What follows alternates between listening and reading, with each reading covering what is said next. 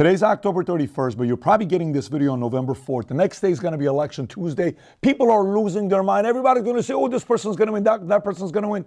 Today, I'm going to give you 25 reasons why I believe based on odds, Trump will win the election, barring a Black Swan event. If you value this video, give it a thumbs up and subscribe to the channel. So number one, newspapers. You ready? USA Today, not endorsing Kamala, they endorse Biden. LA Times, not endorsing Kamala, they endorse Biden. Washington Post, not endorsing Kamala, they endorsed Biden. And they've been for many, many years. They said no. It's so bad that WAPO, even though they knew they were going to take a hit, to have 2.5 million paid subscribers. When Bezos came out and said, we're not endorsing Kamala, not him, the writers, the editor-in-chief, people resigned, people quit. But on top of that, 200,000 paid subscribers said, nope, we're out. We're no longer with you, WAPO. And Bezos still doubled down and said, we're doing this. 200 papers who endorsed Biden in 2020 are not endorsing Kamala. That's not a good sign. Number two, you and I get judged for who we marry, who we befriend as a CEO, who we hire. And imagine if you're about to be a CEO of the biggest company in the world called the United States of America, you're going to get judged for who you choose as your VP. Kamala Harris chose a guy named Tim Walz. Nice guy. My God, he's weird. Trump chose a guy named J.D. Vance. None of us knew about this guy. I mean, we had heard of him, but we didn't know about him. It was a Vivek, Tulsi, or blah, blah. You choose J.D. Vance? Oh, I'm not with it. I don't know about this. You see him on TV. Ooh, he's good. You see him on the debate with Tim Walz. Oh my God, he is good. You see him on Jake Tapper. He destroyed.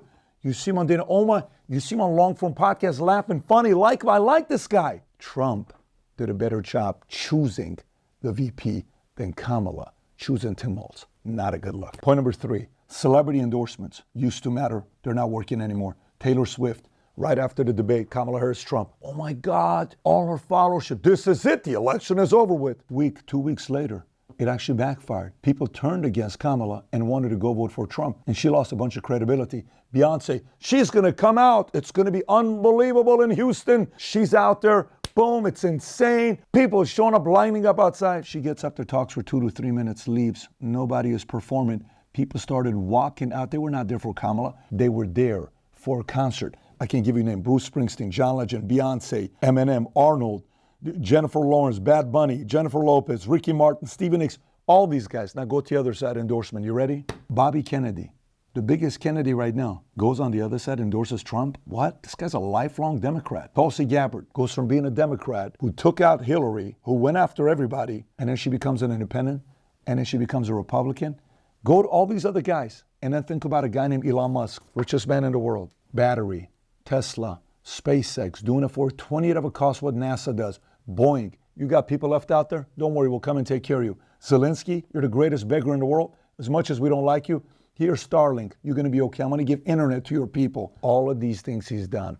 And he's coming out and saying, I'm behind Trump and I'm putting money behind it. One endorsement of Elon Musk may be more valuable than all of these celebrities combined. Very, very different type of endorsement. One is just an actress, entertainer, performer, athlete talking. The other one is involved, talking policies, issues, can get deeper on issues. Very tough for the opposition. Trump got the right endorsement. She got all the celebrities. Will it work in 2024? I don't think so. Number four, Kamala took the strategy of going to mainstream media to do all these interviews. No problem. Trump goes to Joe Rogan, gets 40 million views, 3-hour interview. More views than all of Kamala's interviews combined. She goes on Call Her Daddy, which a lot of people say, well, that's a top podcast, top 3. 800,000 views. She goes on Club Shay Shay. Shannon Sharp did the most viewed interview of all time, maybe on YouTube. 70+ million views with Cat Williams. No one's ever done that before with anybody on YouTube. No one has ever done that before. She only gets 889,000 views. She's boring. People are not interested in it.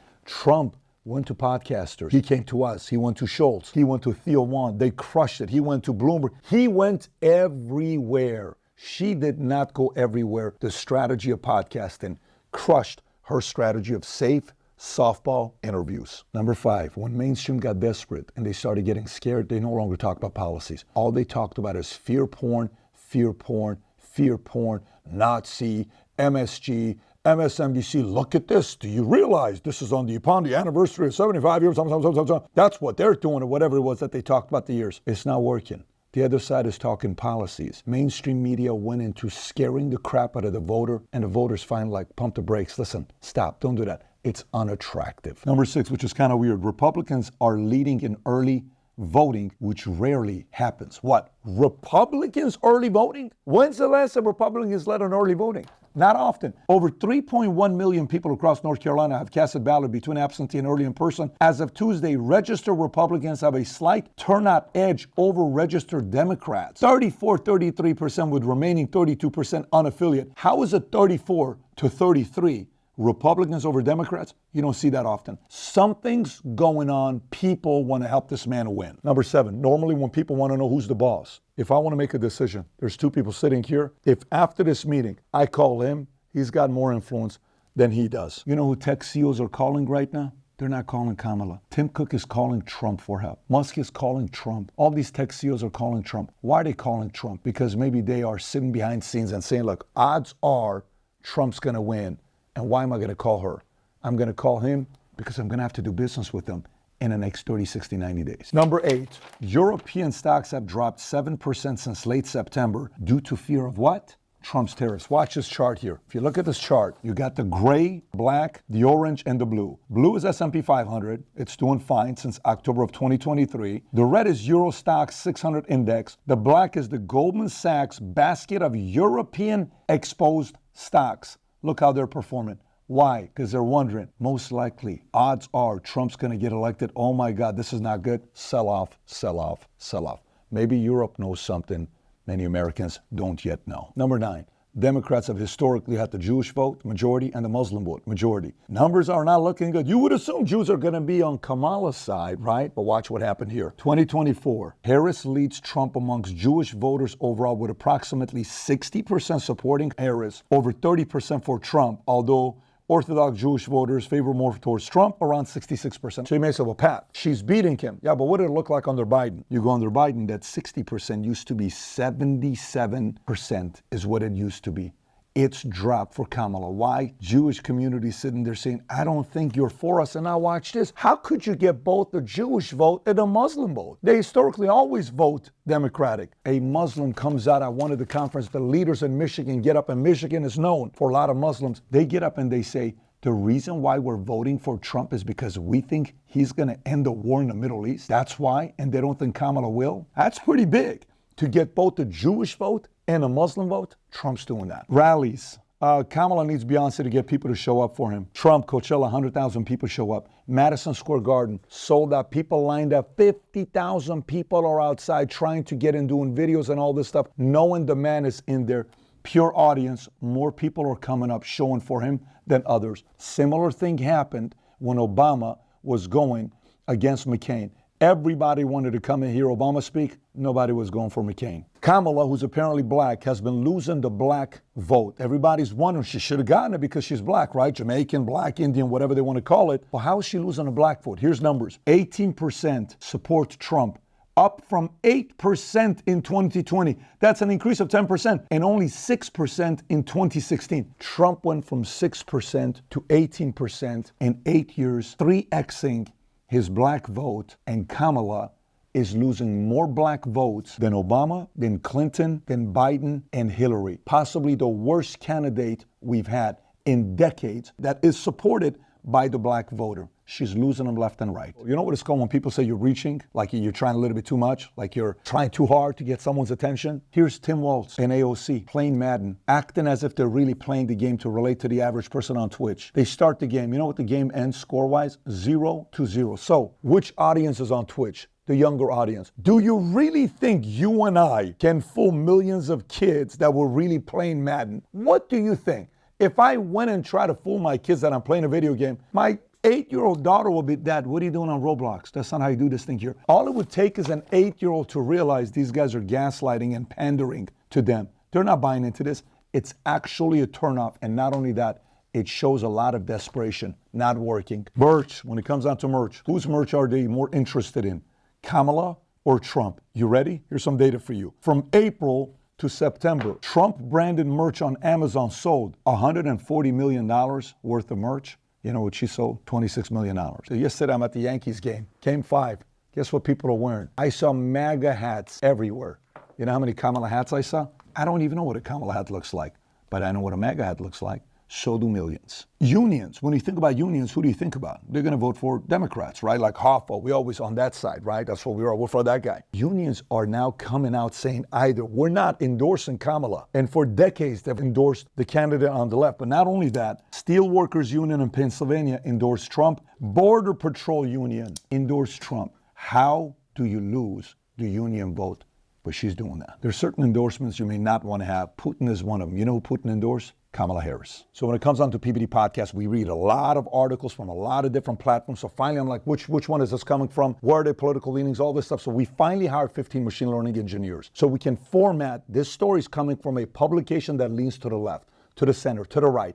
And I can program all of it using AI. Finally, we put it together called vtnews.ai. You can go use it, ask questions, the latest technology for AI we have on this news site. Now, we're running a contest to invite you to be on a podcast after the election, and here's all you need to do. Go to vtnews.ai, subscribe on either Premium or Insider, choose your brackets on whatever the state is, submit it, it'll come to us, and then obviously, if you are the winner, we will reach out to you and have you on the PBD podcast. Number 16, you know Tony Hinchcliffe joke about Puerto Rico, the gag, dumpster, all this other stuff that he said? Oh my God, he probably lost all the Latino vote. You ready for the Latino votes? Pew data indicates that about 39% of Latino voters support Trump in 2024. You know what that number was in 2020? 32%, up 7%. You know what it was in 2016? 28%, up 11%. More and more Latinos are with Trump. I'm going to combine 17 and 18 together, but here we go. I can understand a comedian getting up and calling Puerto Ricans, and offending them, right? That's a comedian. But you know who's the last person that should call supporters of Trump anything? It's the existing president. You know what Biden said? He called Trump supporters garbage. You know what ended up happening with garbage? It was the #1 trending story on Twitter for 24 hours. That is not going to work. And Trump's always going to capitalize off any crisis. What did he do? He went out there and got a garbage truck. His team got it very quickly. And he put on the garbage truck the vest that he wore, and he gave a speech with it, going on nonstop about it, because President Biden called Trump's voters garbage. Bad move. Some people on the left, including Josh Shapiro, saw it for the first time. You don't say something like this. Frank Luntz said this could be the reason why it flips. A lot of bad mistakes. This was a real big one. He's not helping Kamala. 19, the popular vote is so close. By the way, Republicans have only won the popular vote twice since 1988. You know what it's looking like right now? Harris is leading Trump by around 1 or 2 points nationally, according to averages from 538 and Real Clear Politics. This contrasts to Biden 9-point lead in October of 2020 and Clinton's 6-point lead in October of 2016. Bad for Kamala. 20, states like Virginia and New Hampshire, who are rarely close, are close. Trump could win Virginia, New Hampshire.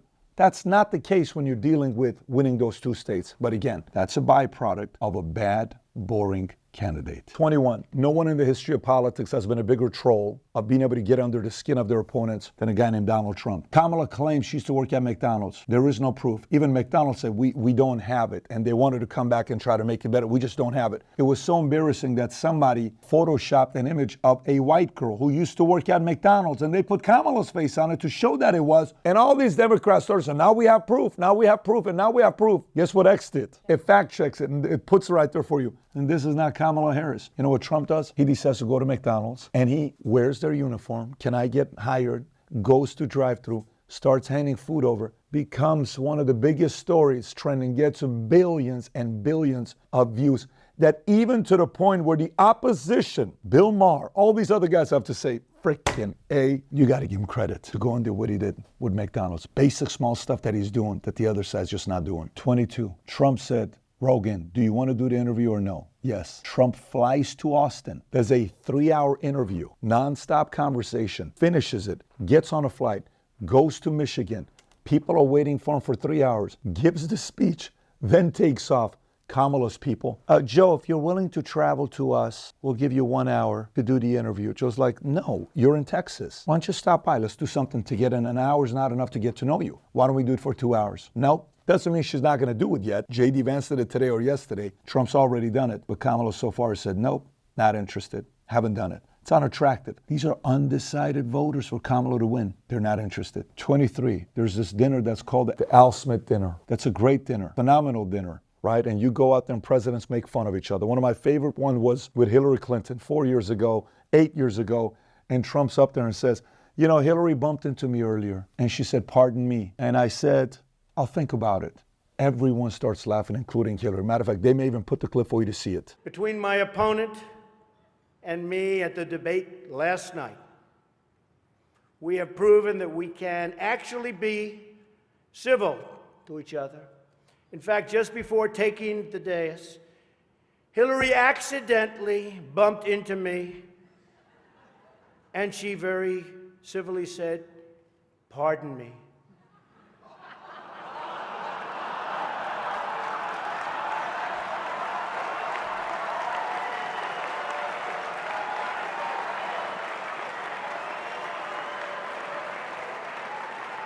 And I very politely replied, let me talk to you about that after I get into office.